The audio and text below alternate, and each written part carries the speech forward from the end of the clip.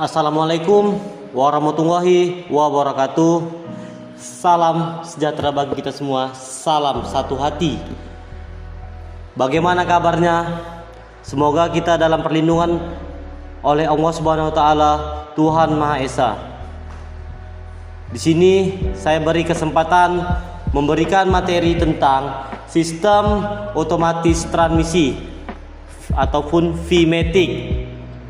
Sebelumnya, perkenalkan, saya Joko Adima dari SMK Swasta Sri Lankat Tanjung Pura.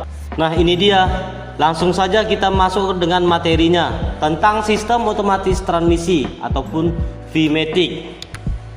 Sebelumnya, kita harus mengetahui apa tujuan saya ini memberikan materi tentang VMatic. Yang pertama, garis besar VMatic. Yang kedua, cara kerja sistem VMatic. Yang ketiga, komponen-komponen VMatic. Yang pertama, sistem transmisi otomatis. Garis besarnya adalah mekanisme otomatis yang merubah perbandingan gigi tanpa langkah-langkah dan merubah daya mesin menjadi gaya dorong optimal tanpa kejutan adanya pergantian gigi. Bagaimana daya mesin diteruskan ke roda belakang? Ini langkah-langkahnya. Pertama dari crankshaft, kedua dari driven pulley. Driven pulley itu menuju kemana? Ke drip bell. Drip bell itu menuju kemana? Ke driven pulley. Driven pulley menuju kemana? Ke kopling sentrifugal otomatis.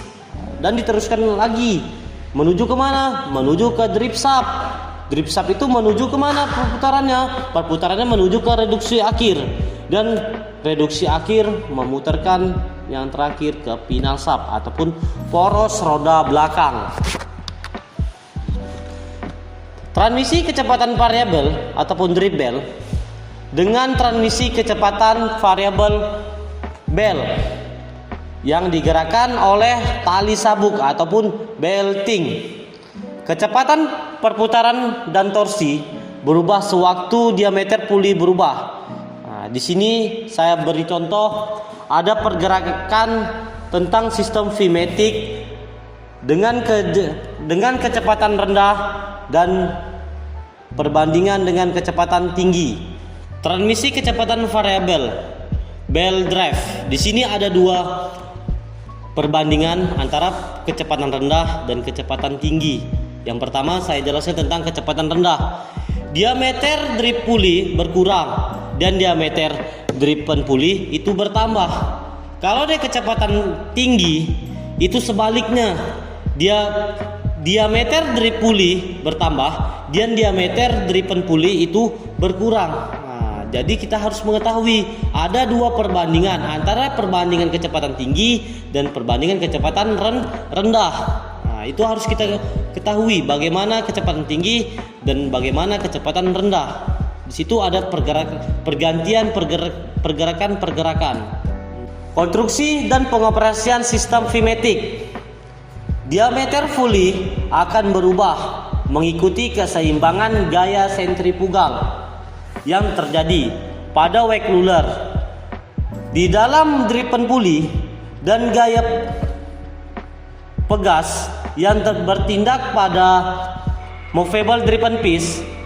Sewaktu kecepatan mesin rendah, gaya sentrifugal yang bertindak pada wake ruler lebih kecil daripada gaya pegas.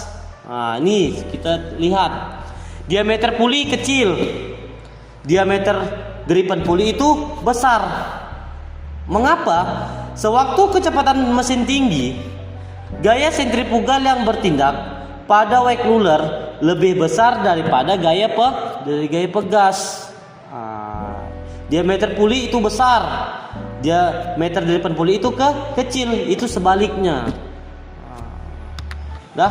Nih kita lihat komponen-komponen VMatic ya. Sebelumnya tadi saya belum menjelaskan yang mana yang namanya komponen-komponen VMatic. Nih kita lihat. Di sini ada namanya ram plate ya. Ada crankshaft, ada wake ruler, ada movable driven piece, drip piece, driven pulley, ya, slug outer, ya ada movable driven piece, drip shaft, driven pulley, drip bell. Ya, itu harus kita ketahui. Apa-apa aja nama-nama komponennya. Nah, kita lihat bersama-sama di sini. Ada semua komponen-komponennya ya. Nah, kita lihat dan kita harus mengetahui. Kalau kita tidak mengenal komponennya, maka kita tidak tahu bagaimana cara kerjanya. Jadi sebelumnya tadi ya, kita kembali lagi ke awal.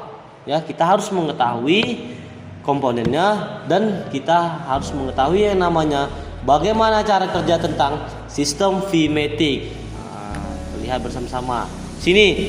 Di sini ada drip pulley. Konstruksi drip pulley. Ya, di sini ada kerja ramplat. Ya, bagaimana cara kerja ramplat? Bagian tengah dari ramplat ditahan oleh crankshaft dan movable drip piece. Bos. Ramplat berputar bersama dengan crankshaft. Drip pulley.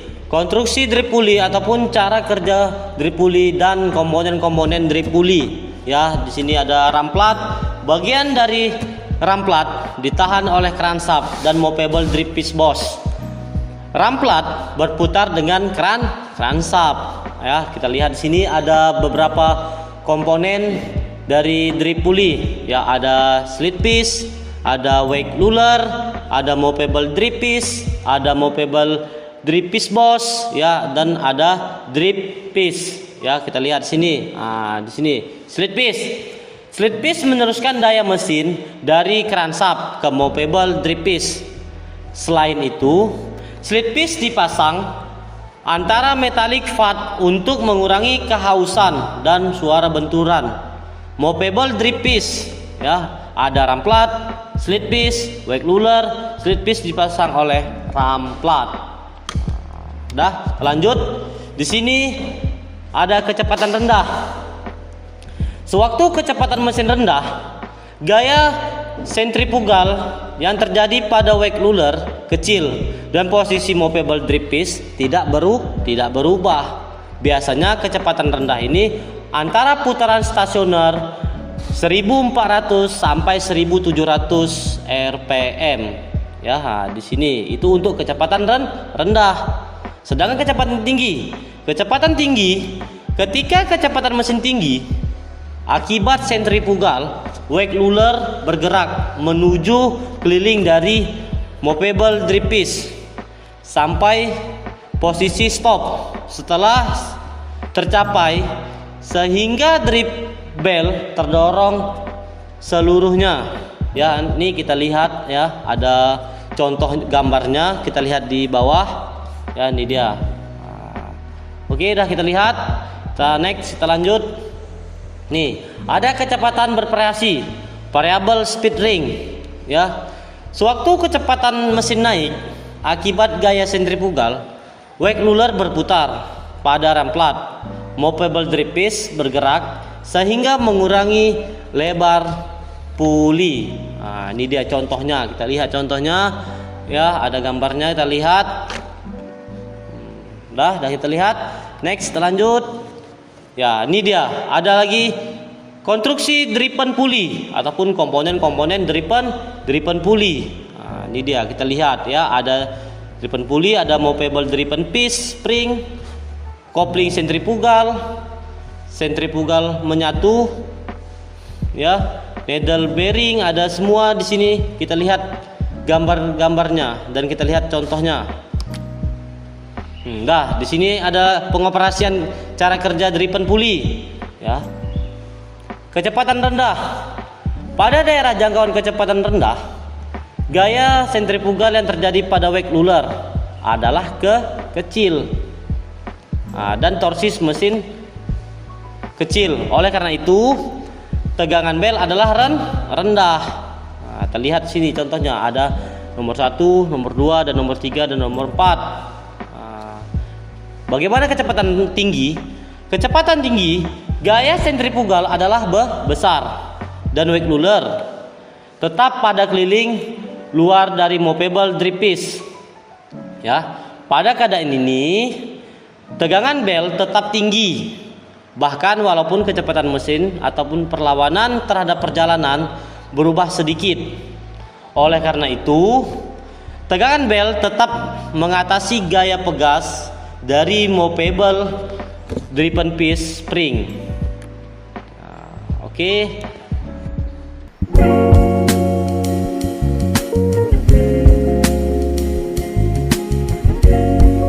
Ini kita lihat animasi tentang pergerakan sistem V-matic.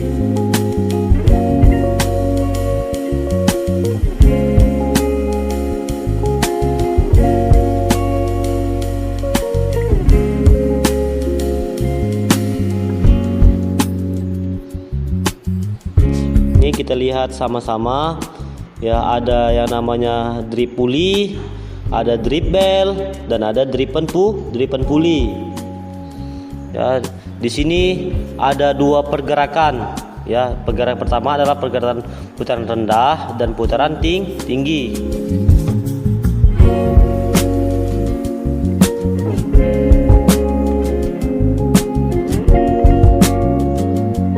Di sini ada drip pulley yang ditunjukkan, ya, dan ada juga driven pulley. Kita lihat antara putaran rendah dan putaran tinggi.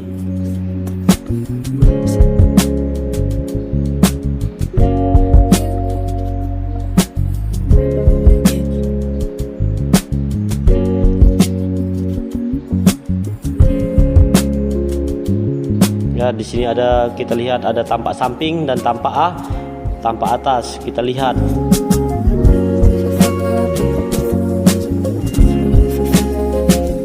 Keunggulannya dengan rancang baru serta peraturan dari drip pulley yang lebih tinggi meningkatkan kinerja transmisi yang lebih baik daripada mesin ke roda belakang. Manfaatnya, motor yang menggunakan Honda V-matic mudah mengendarai termasuk oleh pemula.